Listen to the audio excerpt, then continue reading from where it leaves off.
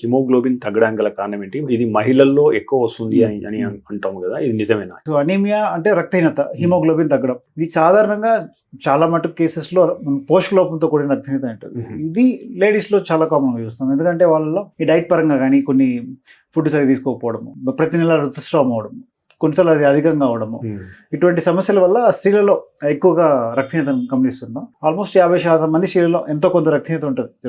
లో haemoglobin general గా మాట్లాడితే ఇంకా వేరే కారణాలు ఉంటాయి రక్తహీనతకి.